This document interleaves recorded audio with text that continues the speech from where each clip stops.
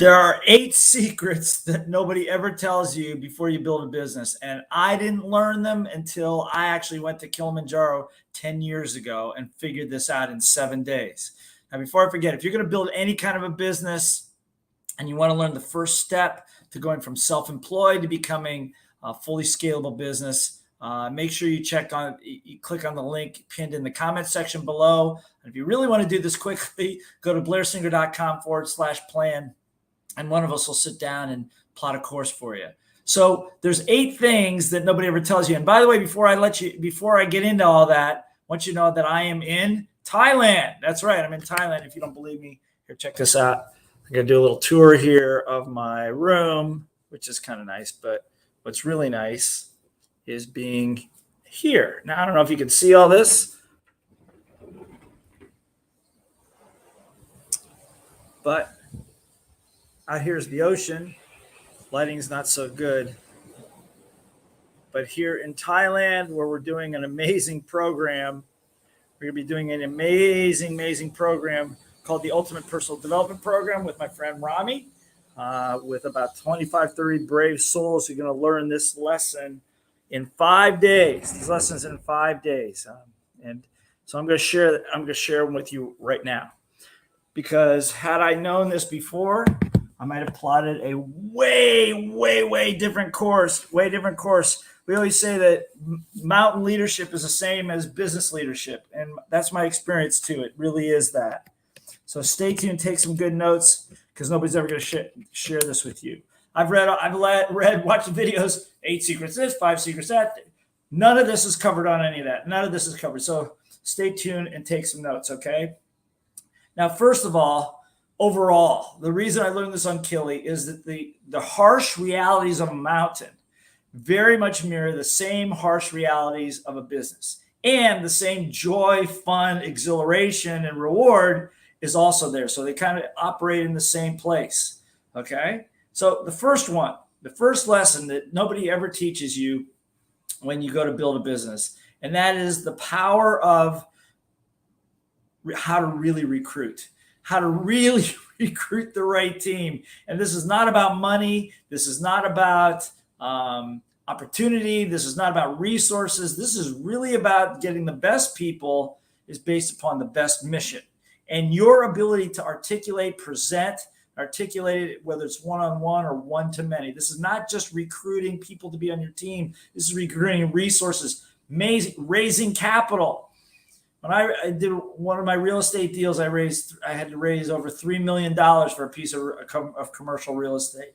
And until I got it through my head that the ability to present and inspire and to motivate people was true, not just in a seminar, not just in my team, but in raising capital as well. So it's a critical skill in your ability to do that. Okay, that's number 1. Number 2. Listen to this. Everybody's going to tell you that you need a team. I'm telling you that you need a team. Yes, you need a team to scale a business. There's no question about that. But like on Kili, the team cannot do the climb for you. I'll say it again. The team cannot do the climb for you. That's not possible. Okay? But nobody that I've ever taken to the top of that Kilimanjaro 10 times has ever said they could have done it without a team. Okay, now think about that. So it's not the traditional thing, I need to be a team and blah, blah, blah, and all that stuff. No, the team can't do it for you. So a team does not absolve you from learning the skills and being tough and being able to envision what you want to do. You cannot abdicate that, okay? I used to think that if I could build a team, then they do all the work for me. And so, the truth of it is I tried that and it didn't work. They bailed me out of a lot of things that I should have been able to figure out myself, but I abdicated responsibility. So don't do that. So that's number 2. So what we cover so far, how to really recruit, okay, and what a team is really there for. It's there for the support, and it's there to actually do some functions for sure, but they cannot do the climb for you. They cannot take you to the pinnacle without you. You can't do that alone. They can't do it for you, and you can't do it alone. Okay, now step number 3. Okay, building your business is one step at a time. That's the way we do it on Kili. It's one step at a time. Okay. And you got to be focused. We're not allowed to ask our guides what's tomorrow's weather going to look like. What's the summit going to look like? You're not even allowed to do that. It's part of the protocol. One step, 1 hour, one camp at a time. That's it. Now we talk about how to build a team and about how to. I got people at my door. Not now, right now. Thank you. Is that what we talk about? We talk about the fact that you have to be able to stay focused, one step at a time. If you try to do anything more than that, you'll be outside your realm. It absolutely just won't work. Okay. Number 4, it's not about the summit. It's not about getting the secret they don't tell you is that once you make the $1 million, the $10 million, the $20 million, that's not it.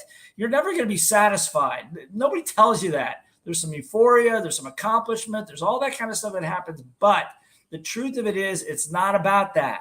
And if you're going to be a great business owner, to understand that all the wins along the way, all the lessons along the way accumulate to deliver a special message to you, to your business, and your team.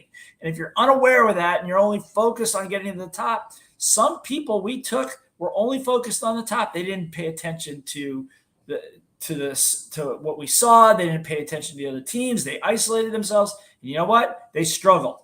And some of them didn't make it because they were so focused on the top that anything that came in between them was irrelevant. And that's a big mistake. And the same thing is true in business. You may find 5 years down the road, your business isn't anything close to what you thought it was going to be if you're paying attention. Okay. All right. So what did we cover? We covered about recruiting. We covered the truth about recruiting. We covered what a team really is there for. We covered staying focused one step at a time. We talking about the fact that it's not about the summit. It's not about getting to the top. Number 5. Okay, number 5. I hope you're taking notes. There are protocols. Now, what's a protocol? Protocols are like a system. It's a way you do things. And protocols are in place for a reason. And the main reason for a protocol, I'll give you an example on Kili. The main reason for a protocol is protection, to protect the team, to protect you from physical, mental, and emotional harm. Okay, so for example, one of the protocols when we climb is a health protocol. You might have to be 100% transparent on everything about medications, your health, how you're feeling at all times. Okay. So that's critical. All right. Now, why? For your safety. One of the other protocols on the mountain, never go ahead of the lead guide. Stay in line. Why? Because you could trip, you could get lost, you can wander off, your mind might play tricks on you. You must follow the protocols, okay? And every business has a protocol based on the core value. Like core value on Kili is obviously safety. That's it. It's not about summiting. It's about safety and health, okay? So again, protocols are designed for protection. And what happens in a business that they don't tell you is that you start off maybe disciplined, you start off with good protocols, but as time goes on, you get lazy. That's right, you get lazy. And the other person doesn't think your protocols are important as you do. And people want to change them. And it gets loose and it gets lazy and people get hurt and you falter. Okay? Nobody's going to tell you this. I'm telling you this right now. I learned this 7 days on Kilimanjaro. Number 6. Okay. Number 6, building a business and climbing Kili and doing any project that has any value, there are 2 parts. One part is the climb itself, getting to the top, getting back safely, all that. That's good. But the other part is the preparation. The preparation takes way more time. 7 days on the mountain, 6 or 7 months to prepare. So you got to learn to love both parts. Learn to love to study. Learn to love to learn. Don't ever think that you're beyond learning. And your whole team's got to keep learning. Okay? You could be the best student in the world, but if you don't articulate it to your team or your team's not keeping up to speed with what you're learning, you're pulling your business apart at both ends. In these days, with so many things going on, and so many narratives, they'll start believing this guy, believing that guy, believing that politician, believing that government. All those crazy things, you have got to make sure that everybody is learning together. I'm not saying it's right or wrong. I'm just saying if you're going to go in a direction, there's one way up this mountain and there's a way to build your business, okay? All right, 2 parts. Okay, we have 2 more to go. 2 more to go. Stay tuned. Okay. Again, these are things that people don't teach you. Okay. Number 7, there's a big difference in climbing the first time you climb and the second time you climb. What do I mean by that, Blair? Okay. So, and in business, there's a big difference between startup and going forward after startup. Okay. Now, what does that mean? In the beginning, your sensory acuity is high. You're worried on the mountain. You're worried about altitude. What's it going to do to me? What's the weather going to be like? How am I going to affect? Am I going to make it? All this stuff. So you're at the top of your game. You're almost at a frenzied pitch. Okay. The second time you go, you successfully climb and you come back. You successfully come back a second time. Now all those unknowns that were in your head are gone. Now you can actually focus on getting the job done and doing it more efficiently without the anxiety, without the worry, without having your little voice sabotage your best efforts. Same thing in your business, okay? Same thing in your business. Startup, everybody's keyed up. We're going for it. We're charging hard. Okay, we start to make some money. We reach a stable operation. We're operating at a level of stability, right? What happens? We relax a little bit. Not such a big deal. And that's a good thing because now you can actually begin to focus on the things that make more sense. You can do it without the stress and without the anxiety. But understand that there's a big difference between the first time, second time. So when people come into your business, for them, it's the first time with you, okay? First time with this business. They're all keyed up. What are you going to do to make it easy? Make sure that there's not a lot of unknowns for them, which is another whole set of lessons. One of the things we do on Achilles is to make sure that there's nothing that's unknown. You know as much as you possibly can to relieve the little voice, which is the biggest saboteur in business, in life, in health, and on the mountain. Okay? All right. Now, one more. This is probably the most important one. I didn't have a name for this, but a very good colleague and friend of mine, his name is Tom Spooner. He fought like 6 or 7 tours in Afghanistan. He was an Army Delta instructor, top of the heap when it comes to being an actual warrior out there in the world. And had the opportunity to work with him. We do some programs together, and he talked about something called a loyalty chain. A loyalty chain. Now, if you're in the military, you probably know what that is, but I'm not. And so this is really crucial and critical and important in whatever you do, as if you're an entrepreneur. Okay, so listen to me about this because nobody tells you about this. What does a loyalty chain mean? Well, in the military, if you're going to bust into a building and there's the enemies inside and they've got all their rifles trained on that doorway and you've got a team behind you, when you go through that door, when bullets are flying, you have to already know in your brain what your loyalty chain is. It's no longer to your country. It's no longer to your family even. It's no longer to anybody else. Your loyalty right now is to the guy that's right next to you, right behind you. Because if you falter, you're all dead, okay? Hopefully this is making sense. Now, it's not that dramatic in business, but when I went up, I didn't understand that. When I went up Kili the first time, and my son got so sick, unbelievably sick, vomiting out of control, and we were faced with having to turn him around after day 1 on day 2 and turn him around to take him down to a clinic. I had to make a choice. Do I keep going? Do I achieve the goal? Do I go for the goal and let the porter take him down and let them take care of him? And then I'll meet up with him at the end of the climb.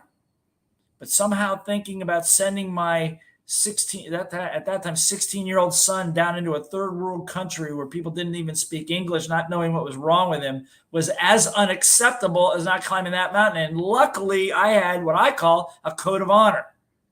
Now, code of honor is more general, but what Tom was talking about is a loyalty chain. At that moment, before we climb the mountain, now every time we climb the mountain, particularly with family members, what's your loyalty chain?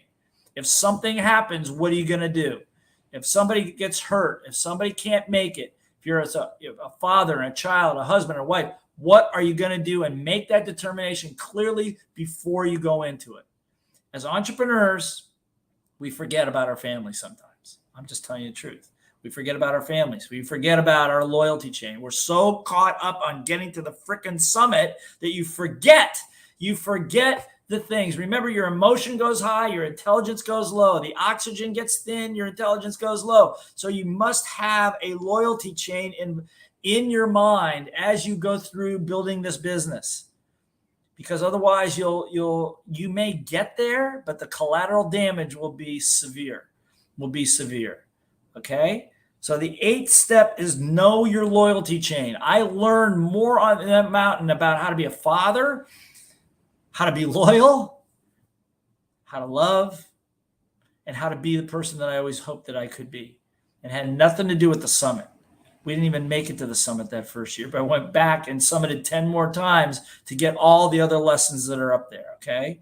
So hopefully this has been valuable to you. If you've got some amazing secrets about entrepreneurship that other people don't talk to you about, share them with me, and we'll share them with everybody else, because unlike Kili, on Kili, there's one path to the top, but with a business, there's many paths that will get you there. But these 8 things are things that nobody's going to teach you on the way to the top. That's for sure. Okay.